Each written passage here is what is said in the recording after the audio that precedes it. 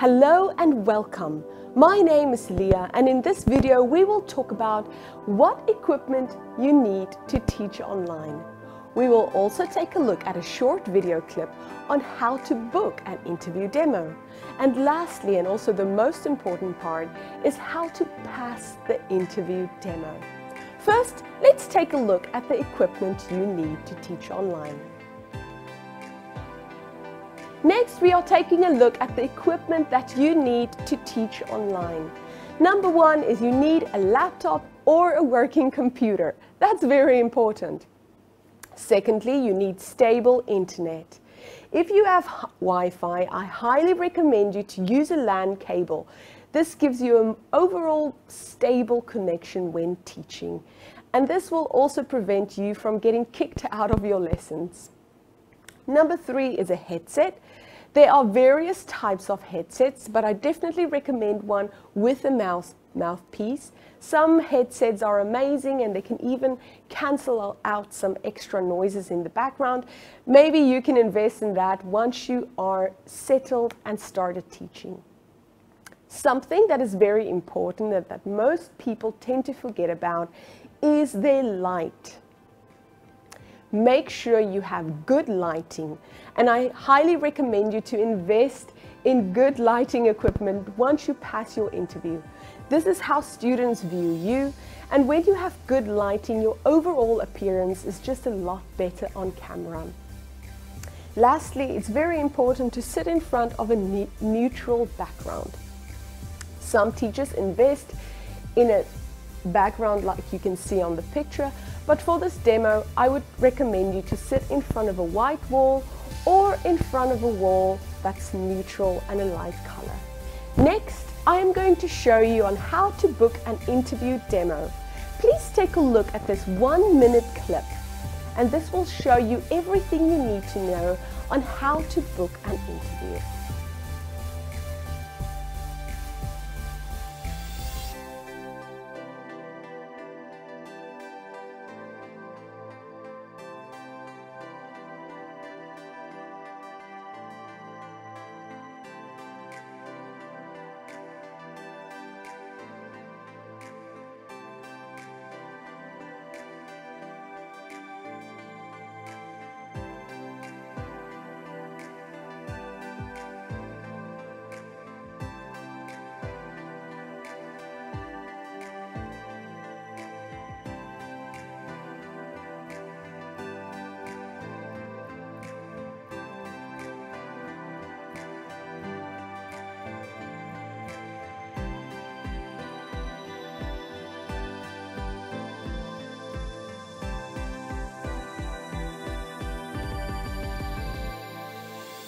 What we are going to focus on next is how to pass an interview demo. First of all, you will meet your interviewer. Just remember that every interviewer is different. You might meet 1 of 10 depending on who you chose to do your interview with. So just keep in mind that just like you and me, every interviewer is different and might approach this demo interview differently. However, most of them will ask you to introduce yourself. They might ask you to share some of your previous working or teaching experience. And lastly, they might ask you what your teaching style is and how you would typically approach a lesson. Some interviewers do not ask you these questions, and they ask you to jump right into the demo. Do not let this throw you off if they don't ask you any questions and ask you to start right away. It might just mean that they have all the information already from the application that you applied with. So don't worry, don't stress about it if they don't ask you questions beforehand.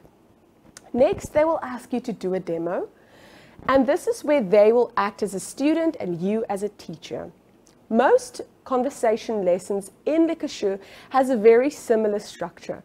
They will have a warm-up, they will take a look at some words and expressions, vocabulary and vocabulary practice. You will take a look at a conversation, and lastly you will review. Some lessons differ a little bit in structure, but most of them stay the same. So let's take a look on how to approach the warm-up, the words and expressions, the vocabulary practice, the conversation, and the review. Most lessons start with a page similar to this one. Do not spend a lot of time here. All you want to do is tell your student what the focus of the lesson will be for today. So short and sweet, read over it and do not spend any time there. Next, you will find your warm-up page.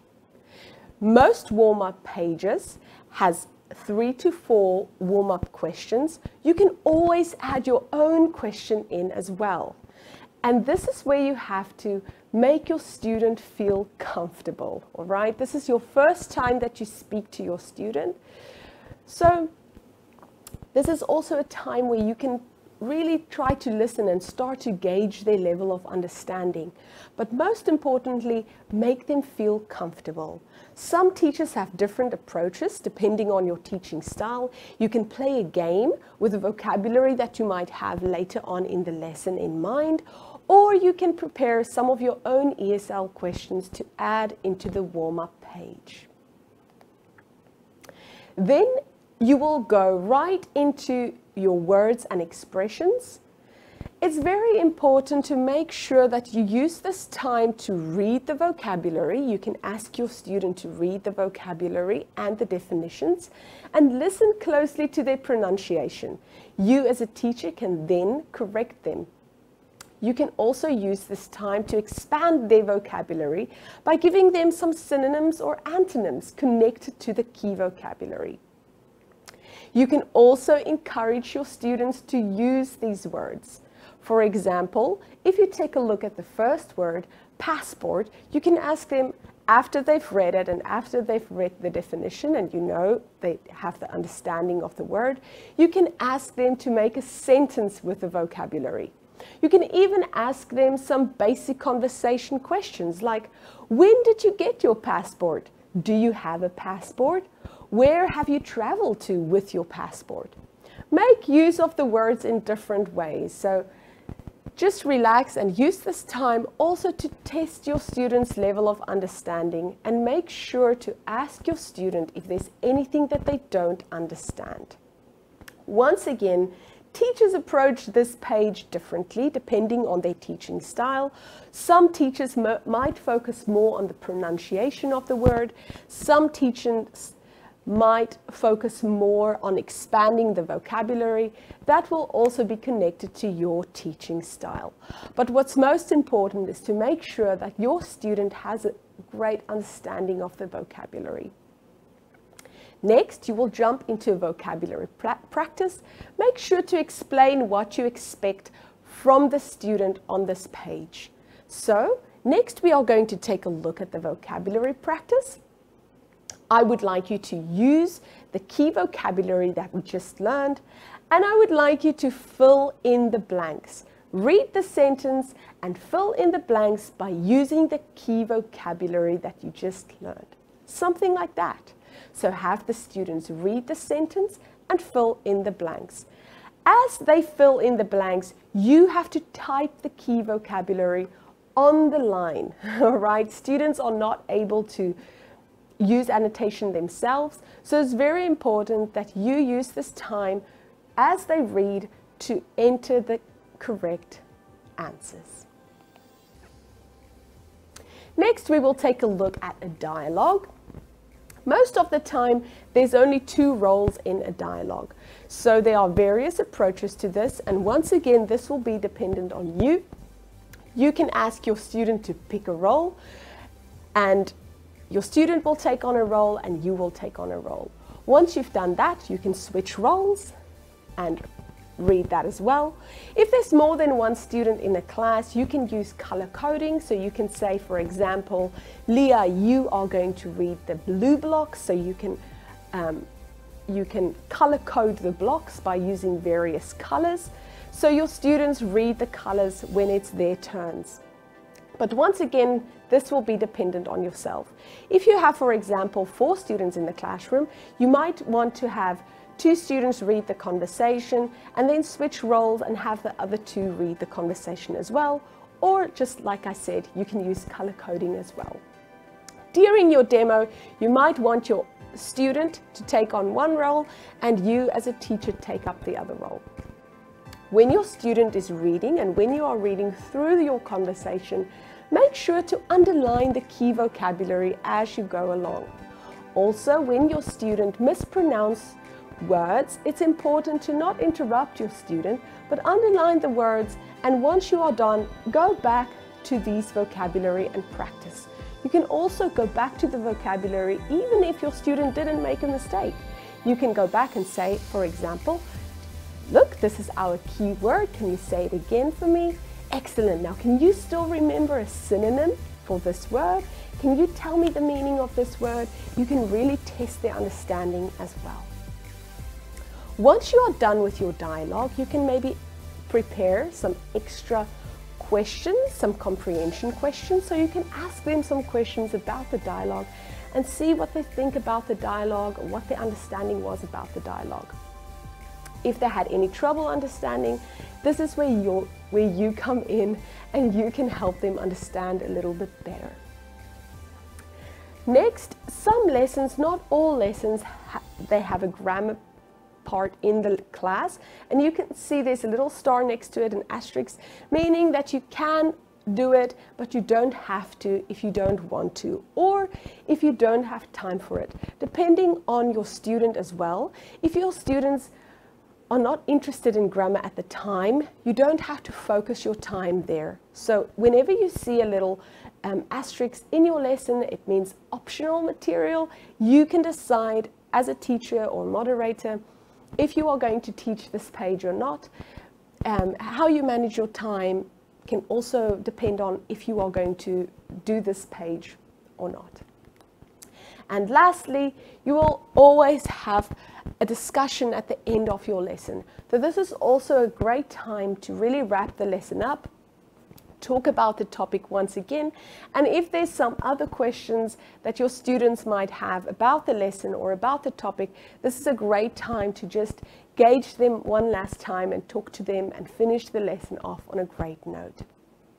Most lessons have some extra recommended materials. You do not have to spend your time at all on these pages. However, you can use some of these recommended materials in your lesson as an extra part of your lesson, depending on how much time you have, or you can actually recommend these materials to your students so that they can view it afterwards.